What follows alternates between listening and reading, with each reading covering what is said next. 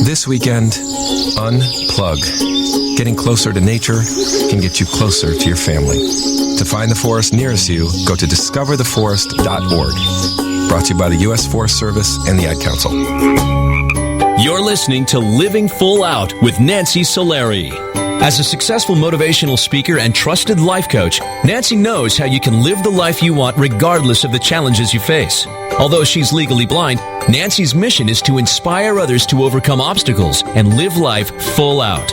Call in at 800-333-0001 to ask Nancy for advice on topics such as relationships, finances, business, health, and more. Just call 800-333-0001. Once again, that's 800-333-0001. And now, here's Nancy. Hello and welcome to the Living Full Out Show. I am Nancy Solari, excited to be here with you today. So as always, we have a main focus of the day. Today we're going to be talking about social media. You know, there's some people that just run from it. They don't even want to engage in it. They don't even want to get to know it. But honestly, if you consider social media as a way for us to connect with people that we would never ever meet in any other way, it's a really powerful tool. And then when you couple that with all the knowledge, all the lessons that you've learned, maybe your own life story, think about all benefit from what you have to share, or all the other people out there that have a similar story. Yours, of course, is unique to yourself, but that story, that bond is what pulls us together. So again, social media today is our focus of the day, and if you have any questions, of course, call in. That number is 800-333-0001. We'll be taking your calls around anything that you need motivation around. So it's really what keeps you up at night. You know, what's heavy on your heart? What's just bugging you? You know, because all those factors can hold us back from living our lives full out. Of course, we want to hear from you. So if you're inspired by today's show, if you have any tips or suggestions, we want you to share those with us. You know, what have you learned from today? That email address is connect@livingfullout.com. And if you have a story, one that you think would be really inspirational and impact our community, we would love for you to share that story with us, and perhaps we'll have you on one of these shows as a guest. And again, you can email us at connect@livingfullout.com. Now, you're going to want to stay with us because our inspirational guest for today, Tanya Marin, will be coming up in the next segment, and her story is not just relevant to social media, but one that we all really need to take to heart in terms of how we can be better to ourselves and more empathetic to others. So stay tuned on that. We're going to go to the phone lines now and connect with one of our callers. Welcome to the show. Hi, thank you for joining us. Hey, thank you for having me. Absolutely. How can we help you today? I had a question for you, situation I'm going through right now, if you could give me some advice. Absolutely. I have a friend of mine. She's actually my roommate now. She and I were close friends our freshman year of college, and then our sophomore year of college, we decided to room together, and she got a boyfriend that she's now very serious with. And this past year, she's been totally wrapped up in him and has kind of dumped me as a friend, and we were best friends freshman year. And I'm just not sure how to deal with this situation anymore, because every time I try and discuss it, it just ends up getting heated, because that's kind of the person she is, and it turns confrontational when I'm just trying to have a discussion. So, not sure how to approach the situation anymore. Well, let's address, first of all, you. I mean, first of all, I'm sorry that you're going through that, because I'm sure that makes you feel lonely. You miss your friend. You miss your wing woman, right? Yes, ma'am. But at the same time, have you been in love before? I have not. You have not, okay. And the reason why I ask that question is because whenever we find someone that we just get those butterflies about, maybe even a crush. You've had a crush before, right? Definitely, yes, ma'am. Okay. And when you're around that person, you're weak in the knees, sometimes literally, your heart races, you think about them. You can sometimes not even do homework because you're thinking about them. Sometimes being in love can be an overwhelming feeling. So I want you to not take her distance as a personal, dig or even anything reflecting of you. Okay? Yeah. Okay. This is a power sometimes that can just take over people. And sometimes it makes them selfish. Sometimes it isolates people. But it has nothing to do with you. Okay? Okay. Okay? So I really want you to get that. And remember that the great thing about a friendship is that friends are really good, true friends. They're there for you day in, day out. 1 year from now, 10 years from now, 20 years from now. That's the friend you want in her, right? Right. Okay?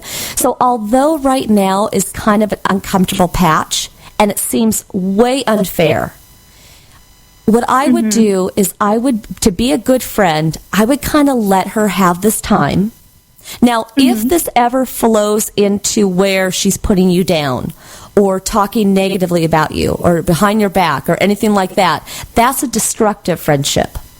But if somebody's carried away and maybe a little bit distanced because they're maybe wrapped up in work, we have a lot of people that get wrapped up in their careers and their friends go, hey, remember me? Or if somebody's wrapped up in a love relationship and it's kind of there taking their attention, it has nothing to do with you. It's just the energy and momentum of where their life is right now. And you just want to be that good, loyal friend that will still be there. I think you might just need to give her this time. Just give her this time. Okay, that makes a lot of sense. Thank you so much. Absolutely. Thank you for calling in. Have a great day. Thanks, you too. Bye-bye. Okay. Bye-bye. She brings up a great point. In life, one of the biggest things I've learned is patience. We have to have patience. We have to have patience when we're super hungry and we're waiting for dinner to cook. Patience. We have to be super patient when we're trying to get that dream job and we feel like we're putting tons of resumes out there and nothing's ever coming back. We have to be patient to wait for that right love to come along. And sometimes with our friendships, we have to be patient. We have to give those people space. And when I think about our topic today, social media, I just bet other people are going through what our caller just went through. So sometimes you can, again, engage in social media and find other people who are feeling distant from their friends. I mean, the community out there is honestly amazing. It's tender. It's awesome. Be careful, though, because there are some, raw eggs out there, I would call them. But for the most part, I think the community in the world is loving and waiting for you to embrace it. So we're going to go back to the phone lines again. Welcome to the Living Full Out Show. Hi, welcome to the show. Hi, thank you for joining us. Hi. Hi. How can we... Go ahead. I'm a recent college graduate who's debating on whether I should pursue my career in medicine, athletic advising, where my heart is, or settle for a local job, maybe in a restaurant, while I'm trying to apply for a master's program. Which path do you think I should follow, and what should my course of action be? Well, let me ask you, which path do you want to follow?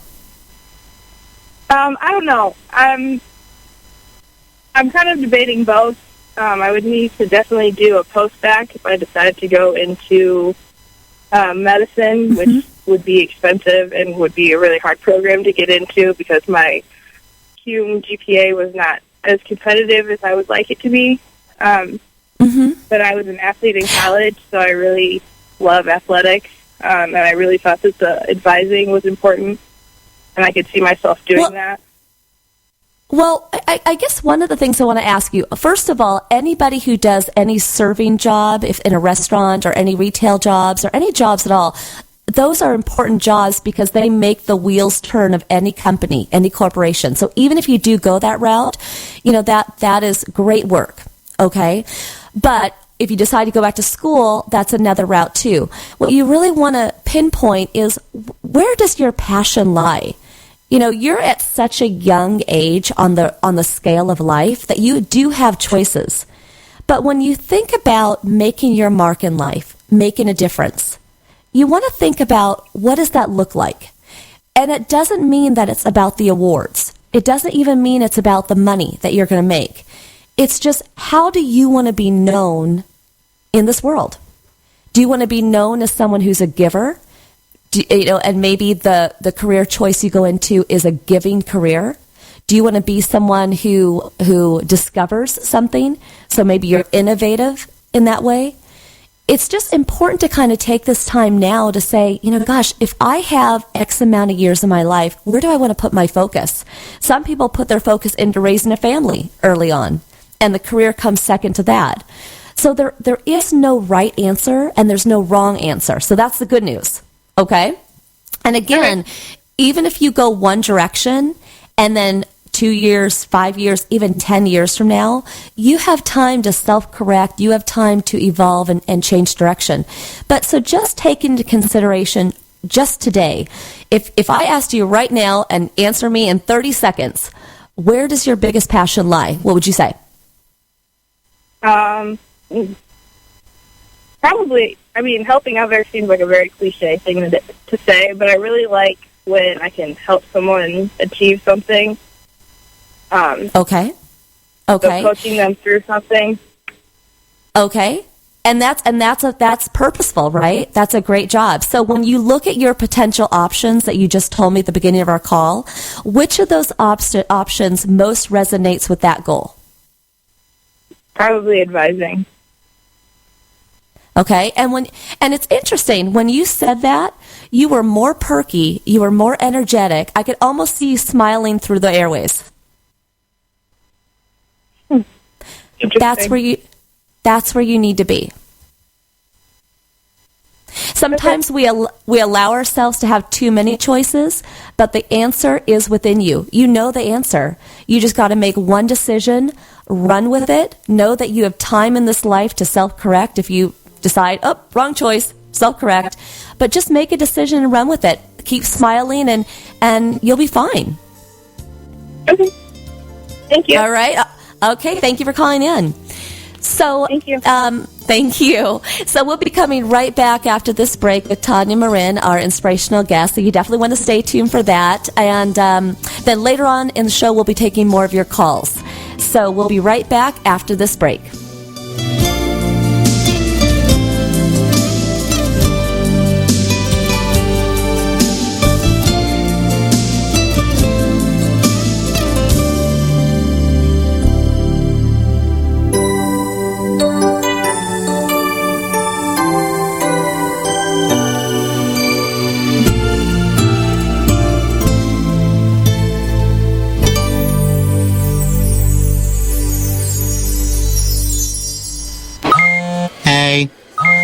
What's up? Thinking about you. XOXOXO. Want to snuggle. ... JK. Hit me back. You getting these texts? ? We should hang later. I miss you. Holla at your boy. Holla back. Holla back. Holla back. Are you at home? Where are you? What are you doing? OMG, you are making me mad. Are you with your ex? You better text me back. I'm waiting outside your house. Relentless, aggressive texting is like sending an angry robot to deliver your message. When does the robot become dangerous? Let us know at that'snotcool.com. That'snotcool.com. Brought to you by the Ad Council. Hi, I can't come to the phone right now because I'm abusing my children. Not just verbally, but physically. I'll get back to you. If only child abuse was this easy to recognize. If you even suspect abuse, call Child Help at 1-800-4A-CHILD or visit childhelp.org. We've helped millions of people help millions of children. All calls are anonymous and confidential, so call 1-800-4A-CHILD or visit childhelp.org. Child Help. Trust your instincts. Brought to you by Child Help and the Ad Council.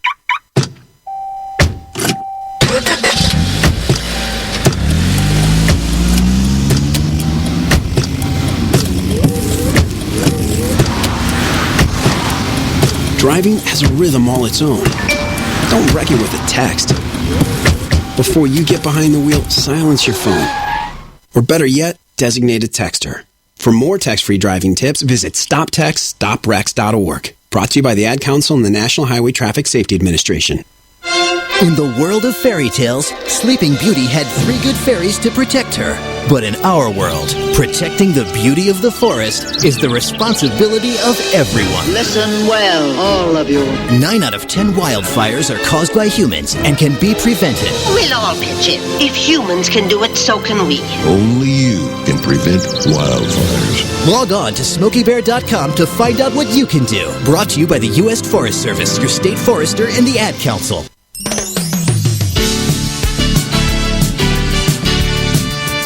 You're listening to Living Full Out with Nancy Solari. A professional motivational speaker, Nancy can help you overcome obstacles and start living full out. Call in with questions live at 800-333-0001. Once again, that's 800-333-0001. And now, here's Nancy. Thank you for joining us today. I'm Nancy Solari, and this is the Living Full Out Show. And today we're talking about the power of social media.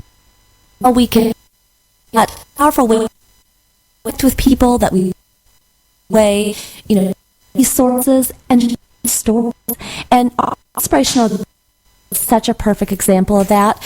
Tanya Marin is going to be sharing with us about how she overcame her eating disorder, but how she's gone on to take social media to share her story, educate, and inspire others to not give up and recognize the signs if they may be going through an eating disorder themselves. So I'd like to welcome Tanya Marin to the show. Welcome. Hi. Hi. So nice to hear your voice. Hi. Thanks for having me on the show. Of course. And so what I want to do is kind of take our audience back a bit to your story, because, an eating disorder is not something that happens in a couple months or even a year. It's oftentimes years and years, decades and decades to really evolve and sometimes get to the healing part of that. So where, I think it was about 13, right, that your eating disorder really started? Yeah, it was around that 13, 14 age. I began to really kind of compare myself. It started off as kind of comparing myself to others. I developed a lot faster than a lot of other girls in my grade. And I compared myself a lot to my older sister, who was so thin and beautiful, and people just seemed to like her better. So I thought in my mind that if I was just thin and beautiful, that people would like me more. So I began to kind of diet, and it wasn't anything strange because a lot of the women in my family growing up, I witnessed them go from diet to diet every week. So it wasn't something unhealthy or wrong in my eyes because it's what I grew up seeing. Well, I'm just curious because we've all dieted. I've done it. I want to do it. Dieting is just kind of sometimes part of our, it's part of our cycle of nutrition in some ways. We might, eat too much around the holidays or the summer, and then we slim it down and we get a little more healthy. But what is the difference between that sort of healthy weight loss, nutritional balance versus anorexia and bulimia? Where did you start to slip? Well, once I kind of lost control, once I made up these rules for myself and really kind of began to be afraid of eating, is when I would say it's, becomes more than just a diet, when you don't allow yourself to eat because you're afraid to eat and you're afraid to gain weight. And that to me is when I kind of realized it was more than just dieting. What were some of the ways in which you were restricting yourself? What were you eating or what were you not eating? Well, I never allowed myself to kind of eat any sweets, any cake, anything that in my eyes was bad, that was unhealthy. But then the more and more I kind of researched, or so I told myself, I started finding flaws in a lot of different food groups. Even if they did, seem healthy, I told myself that I didn't really need them. I cut out carbs, I would cut out fats, even healthy fats. I would just find flaws in kind of a lot of food groups. Now, someone who is anorexic, are they habitual? Did you just find that you're eating the same things all the time? Yes, I found kind of my food routine was very strict and very limited. I had my safe foods, and I was only allowed to eat from those certain foods, which are vegetables or low-calorie foods. Did you turn to any pills any diet pills or anything in that regard? I did. Once I was hungry, I would eat. And once I noticed I couldn't really stop eating, and it wasn't working, dieting wasn't working anymore, I turned to diet pills, and to laxatives and cleanses and other methods. And I'm just curious, anorexia for, everybody who is listening right now. Well, actually, let's define anorexia versus bulimia for you, because you're the educator here. You've taken to social media to teach people the difference. What is the difference for people, just so they know? Well, anorexia is kind of the fear of foods and someone who stops eating altogether, where in bulimia, you kind of binge or eat and then purge afterwards. As to where in anorexia, you stop eating, and bulimia, you eat, but you go to other methods to kind of get rid of the foods in your body. So there was a time when you did jump from being anorexic, just afraid of food, to overeating, purging your food, throwing up food. At what point did you make that jump? Was there a particular instance in your life that made you say, I need to take this up a notch? Was it something you learned? Well, I would say with a lot of eating disorders, a lot of the behaviors are so common for a lot of people. So I wouldn't describe myself as anorexic per se, because I never seemed to fit that criteria. I was never too thin. But when I really began to binge and purge and kind of go along that route was when I kind of noticed that I couldn't not eat. I would end up just binging, and to kind of make up for that is when I started to purge. And so if your weight loss journey started at 13, at what point did you become bulimic and start the purging process? What age were you at that point? I would say around 15, 16 is when I started to actually throw up my food. Okay, and would you literally throw up every meal? Yeah, I would. Well, it started off with just throwing up the bad foods. If I had dessert one night, I would just throw up. Well, I didn't really have a manner of, I couldn't decide if I was just going to throw up my dessert, but in my mind, I was just throwing up the dessert and whatever else came along with it. But after a while, I started just to throw up after every meal, regardless if it was considered bad or not in my mind. Because at least that way you felt like you were cleansing it out of your body, and you kind of cheat more, because you knew you could get rid of it. How long of a time frame was it that you were bulimic? I would say for around all of high school. I was up until college. I struggled with bulimia. Bulimia, okay. And the thing about bulimia that's so scary and that purging process is, sometimes it's not even food anymore. You're gagging. Did you ever have blood that came out? Yes, I had a lot of, I actually ended up getting ulcers in my stomach and kind of would tear my esophagus, and I would throw up blood because of so much throwing up that I was doing. It's interesting, the power of that time as a female and even a male. Everybody goes through these things, and obviously someone with your state of mind at the time, that's what consumed you. But I'm sure you had other friends who were also trying to lose weight, trying to look their best. And share with us, I know there was a time where they came to you saying, what's your secret? What are you doing? Yeah. How did you answer that question? I remember a friend that struggled kind of with eating and with losing weight, and she would say she couldn't control she couldn't control herself around food. And I was like, oh, well, you don't have to. You can eat these things. All you have to do is go to the bathroom and throw up. And I remember going to the bathroom. It's in my life too. It's interesting when you see things and you imitate your siblings or you imitate your friends. And I think that's an important thing for all of us to take to heart here today is people are always watching us, and so that to me is an important lesson that we should all take from your story today. What was it that finally kind of was the turning point for you? Well, I would say probably once I graduated and I got into college, I was going through some personal issues at the time, and my eating disorder had become a coping mechanism for me. And I would seek comfort out of food, and one night I had a panic attack from another issue, and I realized that my eating disorder wasn't helping me cope, but it was just distracting me at the very least. And I really broke down that night, and I knew I needed to get help. You know, it's interesting that you say that because, again, a lesson for all of us in your story, you know, sometimes the eating disorders, the alcohol, a drug, those are just escapes. And it's actually grateful. I'm grateful that you recognize that and that, you know, you're able to kind of take the first step. Was your family supportive? Did anybody recognize what was going on?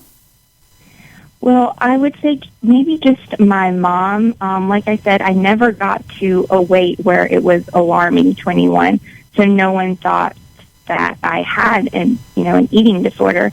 But I would say probably my mom, because she was the one that would hear me in the bathroom, and she knew that I was throwing up and how obsessive I got with my weight.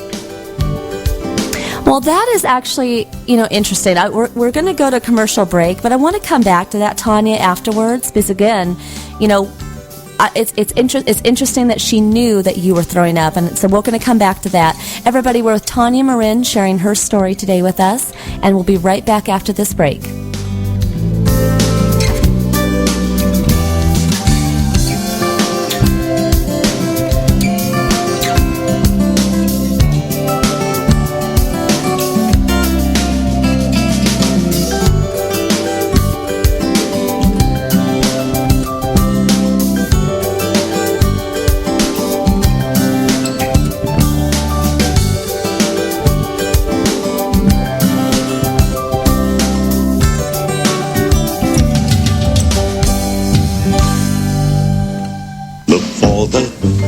Necessities. The bare necessities of healthy living are easier than you think. You better believe it. And the Food Pyramid shows you the way. With just the right amount of exercise and the necessary grains, vegetables, fruits, milk, and meats and beans. Just the bare necessities of life. So eat right, be active, and have fun. Yeah, man. For your own path to a healthier you, visit mypyramid.gov. This is really living. This message brought to you by the U.S. Department of Agriculture and the Ad Council.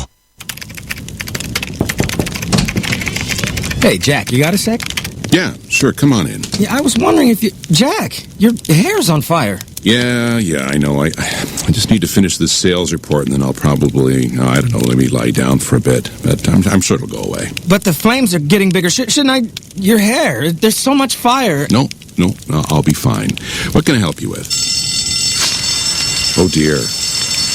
Well, at least we know the sprinkler system works. You wouldn't ignore this. So why ignore the signs of a stroke? If you or someone you know suddenly experiences numbness of the face, arm, or leg, or sudden trouble speaking, seeing, or walking, don't wait to get help. Call 911 right away, because time lost is brain lost. To find out more, visit www.strokeassociation.org or call 1-888-4... You're listening to Living Full Out with Nancy Solari. As a trusted life coach, Nancy will help you overcome setbacks and embrace all life has to offer. Call in with questions live at 800-333-0001. Once again, that's 800-333-0001. And now, here's Nancy. Thank you again for joining us. This is Living Full Out Show. I am Nancy Solari, and today we're talking about social media. And we're joined with Tanya Marin, who's sharing with us about her eating disorder and all the signs and all the things that she went through to get to recovery. We haven't even got to that part of her story yet. We're going to pick up where Tanya is sharing with us about how her mom actually did know about her eating disorder. And Tanya, I want to welcome you back to the show and kind of pick up there. Are you with us? Yeah, I'm here. Yay. Oh, good. Okay. The reason why I want to pick up there is because, again, I think it's very important in life that when we see people going off path, that we try to do what we can to get them on a better path, if possible. Now, moms and friends and sisters, all those people, they have their own challenges going on. So, we have to recognize that as well. But did you, what was that dynamic like between you and your mom? Interesting that she knew that you were throwing up, Yeah, I think she understood because she too struggled with her weight when she was growing up. I remember her telling me that she used to throw up when she was younger, and she would smoke and do all these things to kind of lose weight. And so I think that's when she related to me in that sense, that she understood how I felt about my body. And I would see her, struggling with her weight too, going on diets constantly too. So she recognized to know that those things in me.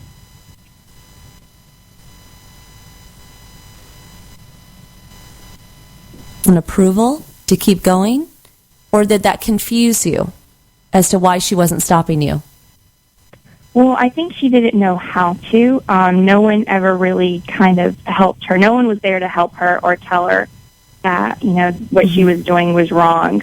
So I think she was just confused and didn't know how to help me. Well, and that's a great question. So for people that are listening today who might suspect or maybe even know that someone in their life is anorexic, bulimic, or just has a distorted image of their body and maybe might slip that direction, what should they do?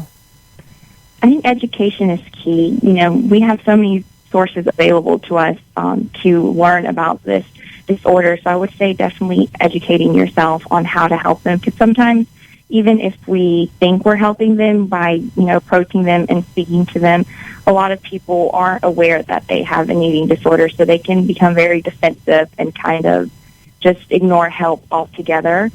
But if you come to it in an educational way and really learn how to properly speak to someone with an eating disorder and, how or who to go to for help, can really help someone. What was it, or who helped you to initially get into therapy or get into, a program that could help you heal? Well, I would say, my mom took me to therapy, but like I said, I was never too thin for them to even be considered with an eating disorder. I was never diagnosed until I went to Carolina House, and the one who helped me was really my sister at the time. She didn't understand it either, but she was just there, and I think that's the most I can ask of anyone, is just to be there. She was there with me in my appointments and visited me and was the one that helped me find treatment. What was the breaking point for you? What age were you, and what was the breaking point for you that just made you go, that's it, I'm done. I'm done with this?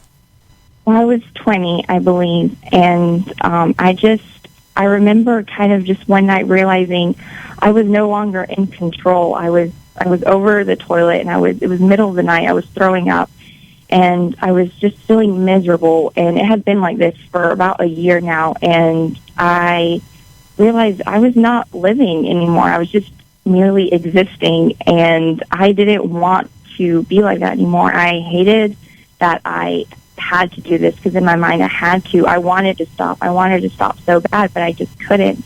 And this disorder was completely controlling me and controlled my life, and I lost all my friends, lost any life that I once had, and I just broke down that night, and I decided I wanted to get better.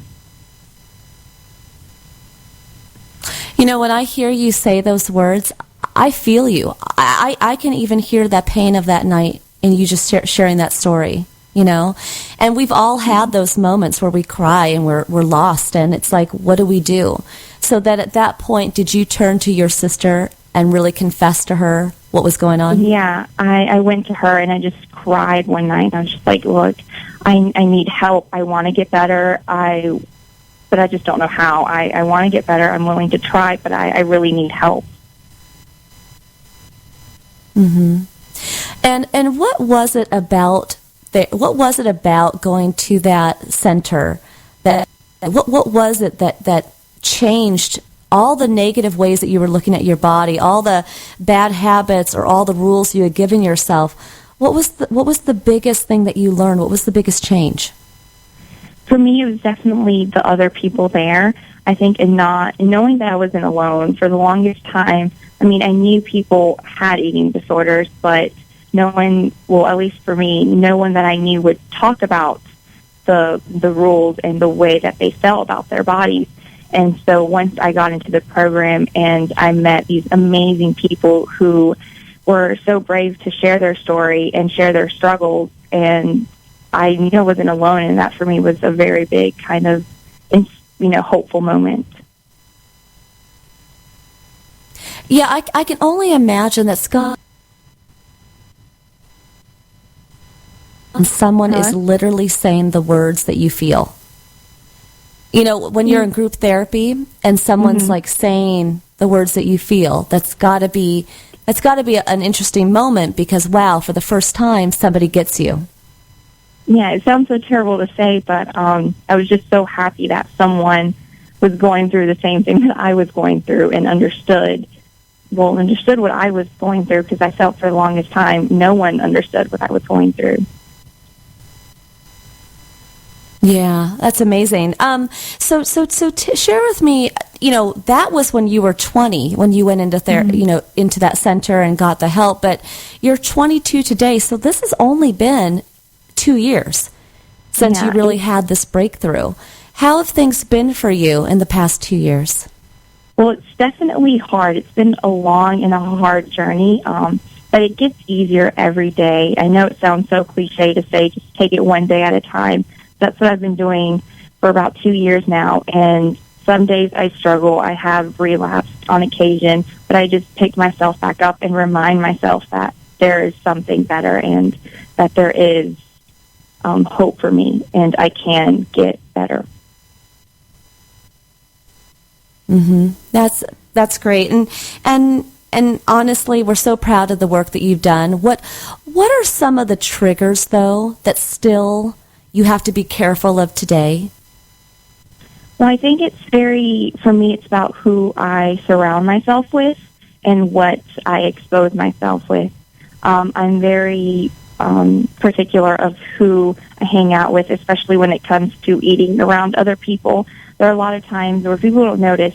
They say comments like, "Oh, I have to pay for this later. I'm going to have to work out for this later." And for someone that has an eating disorder, that to me is like warning signs in my head, like, "Oh, you shouldn't eat this. Maybe you shouldn't, eat this, honey. Go for the salad instead."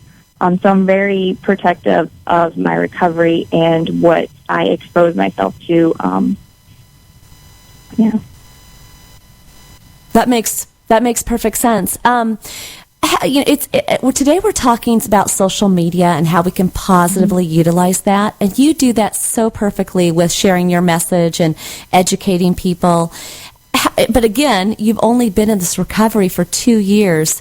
How has your connection with your followers, your friends on social media, how has engaging with social media helped you, and how has that experience been?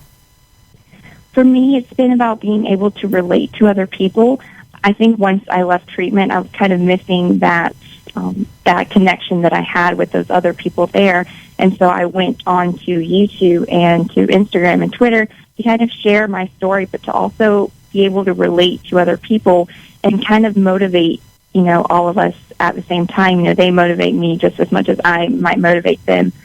So for me, it's also about sharing the struggle, too, because it's not just all sunshine and rainbows after recovery. It's hard, and it's very, hard on some days. So I think it's important for me to share the struggles as well as my accomplishments, too. And for somebody else who is going through their own recovery, it may be an eating disorder, it may be alcoholism, it may be drug use, anything. And let's say they're going through that same feeling of disconnect, like they're out of therapy, but what do I do now? How did you get started? Is social media for everybody, or who do you think should do that? Well, I think, especially with YouTube, it's such a large platform that you can really find your community in YouTube. So if you just look, there's so many people on YouTube. Some people that, are helping with recovery. There's some people who are just, doing funny videos, but you can definitely find your own community. And that's what I love about social media. It connects you with people all around the world, so you're bound to find someone that you relate to. I love that. Well, Tanya, thank you so much for being on the show today. You're honestly just such a good teacher to all of us. Thank you. And after this break, everybody will be coming back taking more of your calls. Thank you again, Tanya, for being a part of our show. And again, engage in social media. It's a great way to connect with people and share your story. We'll be coming right back after this break.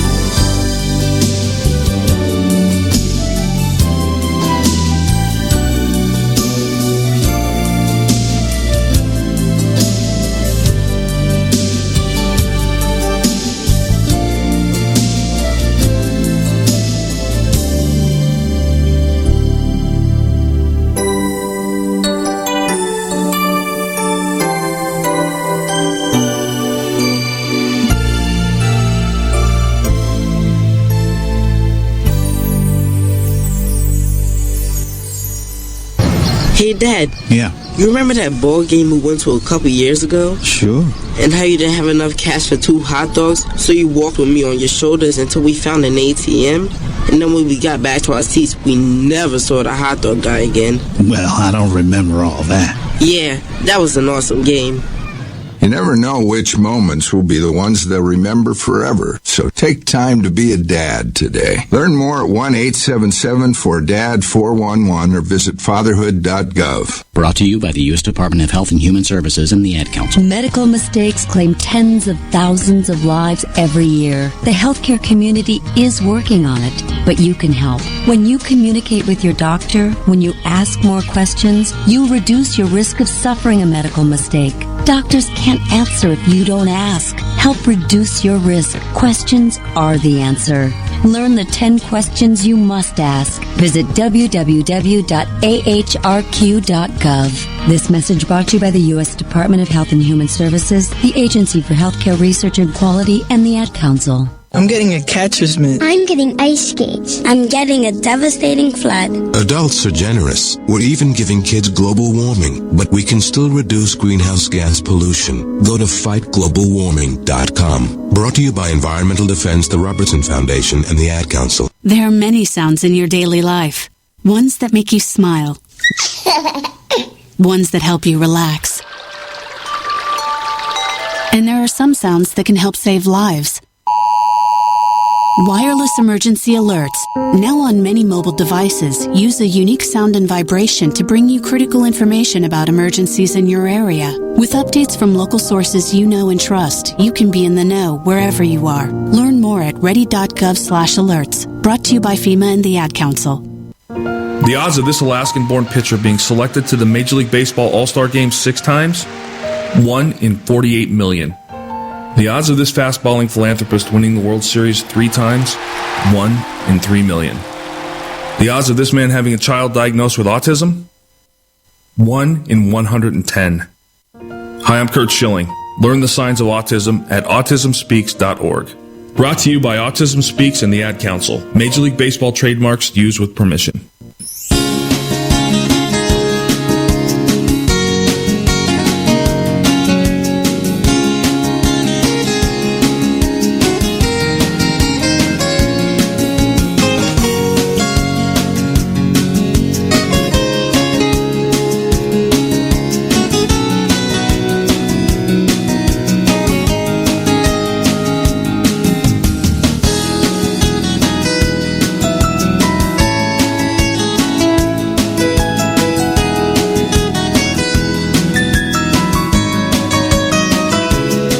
listening to Living Full Out with Nancy Solari.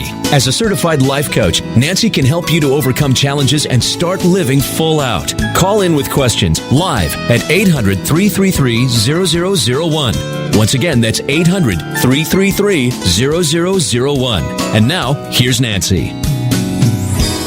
Back to the Living Full Out show. I am Nancy Solari, and talking about social media. Our last interview with Tanya Mirna was a perfect example of how you can take social media in a positive way and engage and educate people, connect with people. I hear people say all the time, oh my God, social media has taken over my life, or I'm constantly on Facebook or Instagram. And there's a lot of people that say, oh my gosh, social media, it's negative. You know, people are always saying things to start controversy.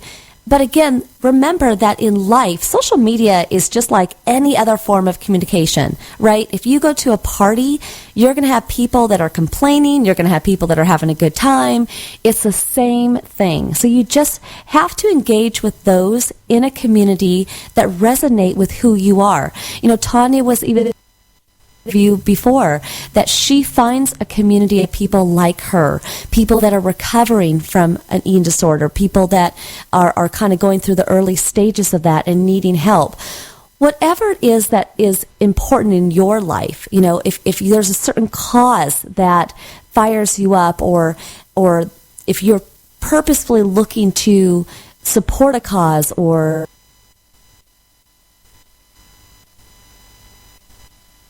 even, you know, with what popular culture might be going on in the news, you know, those are ways in which you can chime in. Remember that you have a voice. You have a voice in social media. You have a voice in the way that you talk to your family and friends and coworkers. And you have your own personal voice, whether that be to write a book, write a blog, whatever you're going to do, whatever that outlet is to share your story. Social media may be our focus today, but again, that's just an outlet. What we talk about each week when we consider what's required to live full out, it's about living fully in all aspects of your life. So I really want us to come away today not just saying, okay, I'm going to go engage in social media. Think about where in your life you would like to become more educated, where you would like to share more of yourself or connect with people in a way you haven't before. That might be in terms of your career. Go on social media and connect with people like you in the career field that you're in, or in the career field that you want to go into. Connect with people that have the same some way to use that medium. And then most of all, again, the voice of your concerns, your fears, your hopes, your dreams. You can keep it to yourself, or you can share it with others. And I always vote sharing it with others. Because if we walk through life and we learn all these lessons and we just let every day roll into the other, and the only person who benefits from these lessons learned is us, well, that's good. That means you're solely enriching your life. But give it away. To live full out is about giving that education, giving that purpose, giving that love, giving all that away. That's what living full out's about. We're going to go back to the phone lines now and chat with one of our callers. Hello, welcome to the Living Full Out show. Hi, Nancy. Hi, welcome. Hi, thank you for calling in. Thank you. So my question is, hello? Yes, Yes, go ahead. I can hear you. Okay, so I have been in a relationship with my boyfriend for about 6 months now, and things have been going well. However, I just got relocated because of my job, and the past couple of weeks have been kind of rough. I've been in long-distance relationships before. They haven't really, worked out well for me, and I just don't know what to do at this point because I don't want this to end badly as well. So I don't know what to do at this point. Well, that's actually a great question. And for all of those of us, including myself, who have been in long-distance relationships, we hear you. Mm-hmm. We hear you loud and clear. It is tough. If you can avoid long distance, avoid it. However, love is love, right? When you find someone that you're excited about, what are you going to do? Here's the question. So this career change that you have, is that permanent? So at least for a year it is, because my boyfriend still has a year of school left, and then I still have a year. I signed a year-long contract, so it is 1 year of long distance at least. So it's 1 year, okay. And how long have you and him been? How long of this person? Okay, and only you know what is required of you during this year that you're going to be gone. Sometimes it's good to stick it in there and keep the relationship bonded and keep it together, because that person is such a large part of your heart. Like, it's almost like you can't imagine not having you as their significant other. They're a part of you, okay? But that's an intense love, okay? If you're in the place of like and you're not sure, and it may be a distraction, then it may be good to step back and still see each other, but not have it be so intense, because your life has taken this turn, and there's going to be a lot of life experiences while you're away. I'm not saying dating other people. That's not what I'm talking about. But there's going to be time requirements of you to maybe meet other people, maybe network, maybe work longer hours, maybe take in wherever you are, take in like, doing, climbing mountains, going swimming, activities, whatever that may be. You know where to invest your time. So you want to invest your time where you feel it's going to support you the best. So would you say that this is an intense, I can't live without you love? Or is this I really like you, I enjoy hanging out with you, let's stay in touch, and I'll probably come visit you, but it's not as intense? That makes sense. That makes complete sense. Right. Do you know which way that is for you? I think I'm going to have to think about this a little more, but somewhere I think I'm leaning more towards the second one. At some point, you just have to kind of make a decision a little bit. That's why I was asking you that question. Okay. Very true. Yes. Okay. Well, thank you so much for calling in. Thank you. Okay. Bye-bye. Thank you. Bye. So, again, the reason why I asked her that question, and even earlier with one of our other callers, I asked them a point-blank question. And the thing is, you have to be willing to say to yourself and be your best friend sometimes and say, okay, my heart's conflicted. I'm feeling worn out. I need more room in my life. I need more space in my life. And it may not be letting go of a relationship every time. It may be letting go of commitments. Maybe you're overcommitted. It may be that you're undercommitted. Maybe you're just bored and you're like, I need more in my life.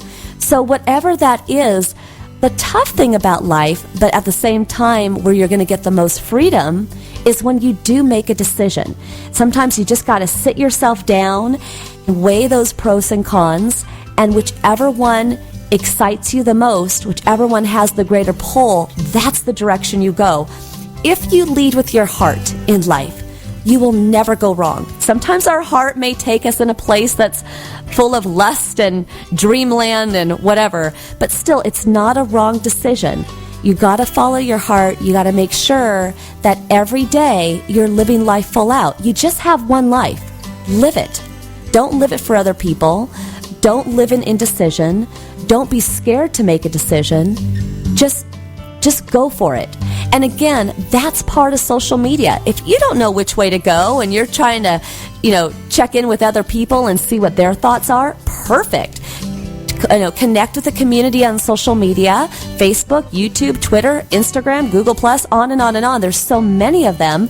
Connect with the community, kind of hear the chatter, hear what other people's stories are, and then when you're ready, step out there with your story, step out there with your question, toss it to the group. Maybe they will help you in making a decision. So again, I want to thank contributed to the show all of our callers, Tanya Marin, our inspirational guests, everybody here in the studio. We have Mindy and Maya and Stephanie and Rich and everyone else behind the scenes that works all week to put the show together. If you have any, insights or lessons learned from today's show, or if you have a story that you'd like to share and perhaps be one of our inspirational guests, email us at connect@livingfullout.com. We would love to hear from you. And then if you'd like to hear today's show again or any of our shows, just go to livingfullout.com. Just click on the radio page. All of those past recordings are waiting for you. And again, thank you so much for listening today. And here's to you living your life full out.